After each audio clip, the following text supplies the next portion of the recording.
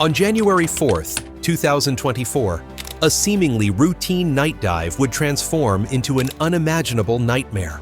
Christopher Gaudet and Frederic Pochet, two seasoned divers with years of experience, set out for what they believed would be a thrilling exploration in the Plate Tile Reservoir. Known as one of Belgium's premier diving spots, the reservoir offers an underwater world filled with man-made marvels and natural wonders. But this dive would lead them into the clutches of a force they could neither predict nor control, resulting in a tragedy that stunned the diving community and the entire nation. Located in the scenic Wallonia region of Belgium, the Plate Tile Reservoir is part of the Heure Lakes, the country's largest artificial lake complex. This engineering marvel was created in the 1970s, a testament to human ingenuity. 5 interconnected dams transformed the nearby river Heure into a series of lakes, with Plate Tile standing out as the centerpiece. Spanning an impressive 790 meters, the dam is more than a spectacle. It's a powerhouse, with 4 massive turbines generating hydroelectric energy for the surrounding regions. Beneath its tranquil waters, however, lurks a hidden danger. The turbines, capable of moving 400 cubic meters of water per second, create a force so powerful it can pull objects and even people into its depths.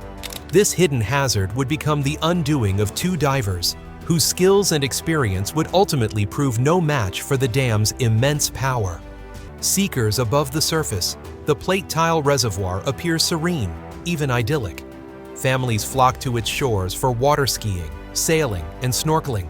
For divers, it's an underwater playground, complete with sunken attractions deliberately placed to draw adventurers.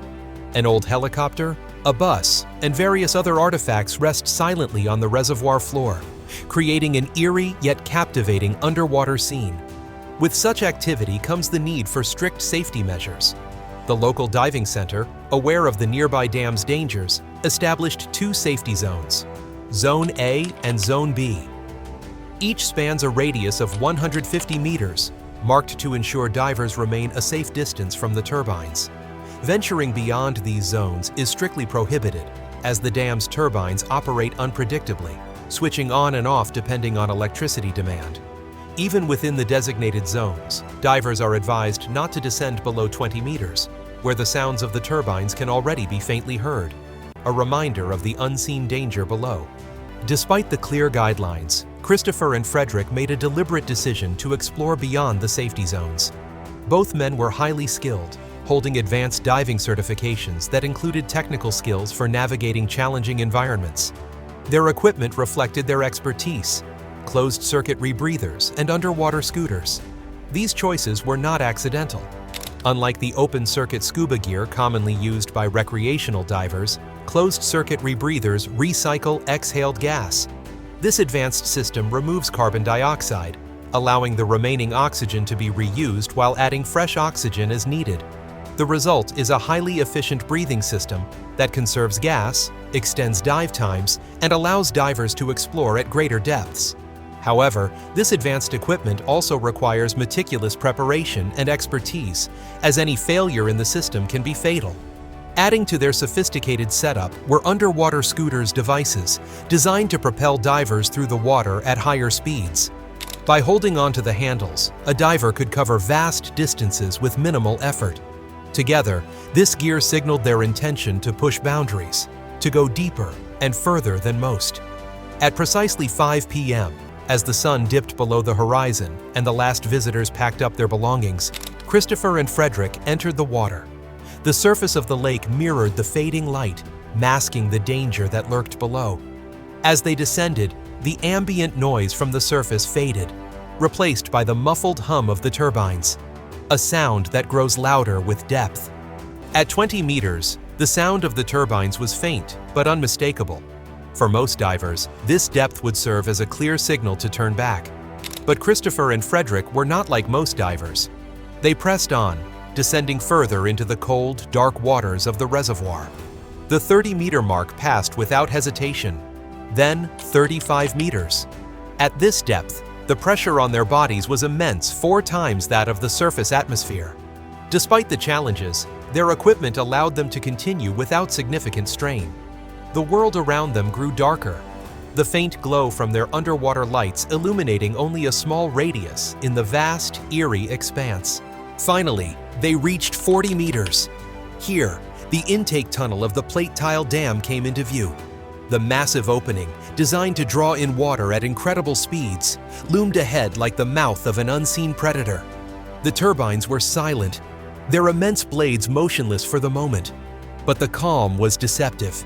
Unbeknownst to the divers, the dam's control systems were about to activate. Electricity demand in the surrounding area had surged, triggering the turbines to power on. As the divers hovered near the tunnel, a low hum began to vibrate through the water. The sound grew louder, more intense. Then, with no warning, 3 of the dam's 4 turbines roared to life. The suction force was immediate and overwhelming, pulling water into the intake tunnel at a rate of 106 cubic meters per second. Christopher and Frederic had no time to react. Within seconds, they were caught in the irresistible pull of the current, dragged toward the 4.5-meter-wide tunnel. Their underwater scooters, capable of reaching speeds of up to 2.8 meters per second, were useless against the turbine's force, which moved water at speeds up to 30 meters per second. Their descent accelerated uncontrollably, pulling them deeper into the tunnel, from 50 meters to 70 meters in mere moments. The immense force left no room for escape. At precisely this moment, the dam powered back on. 3 of its 4 turbines roared to life, creating a suction force of 106 cubic meters per second. The water rushed through the intake tunnel, and within moments, the 2 divers were caught in the pull. No human or machine could resist this force. At speeds of up to 30 meters per second, the divers were dragged helplessly into the 4.5-meter-wide tunnel. The immense pressure pulled them from 50 meters deep to 70 meters in seconds, directly toward the spinning blades of the turbines. When Frederic failed to return, his son became alarmed. By Friday morning, he found their car still parked near the dam and immediately contacted authorities. A large-scale search and rescue operation was launched. Belgium's civil protection team, along with disaster victim identification units and professional divers, combed the reservoir. Sonar equipment was deployed to scan the depths, and helicopters with thermal cameras searched from above. On the first day, search teams recovered damaged rebreathers, diving vests, and scooters. These remnants hinted at the tremendous force the divers faced. Despite heavy rain reducing visibility, the search continued relentlessly. After 46 hours, the tragic conclusion became clear. Body parts were discovered downstream of the dam, and an autopsy confirmed they belonged to Christopher Gaudet and Frederic Pochet. Experts explained that the men were likely victims of differential pressure, or delta P. This occurs when large volumes of water flow through a small opening, creating an irresistible suction. Even with the best equipment, there was no escape. To this day, questions remain. Did the divers deliberately approach the dam, or was it a miscalculation? Either way, the absence of protective grids at the dam's intake tunnels played a critical role in this tragedy. The plate tile dam disaster serves as a haunting reminder of the dangers lurking beneath seemingly calm waters. For Christopher Gaudet and Frederic Pochet, a routine dive became a fatal encounter with the immense power of nature and technology combined. Would you like to see more stories like this? Click the subscribe button and turn on notifications to join us for more compelling accounts of extraordinary journeys. Thanks for watching.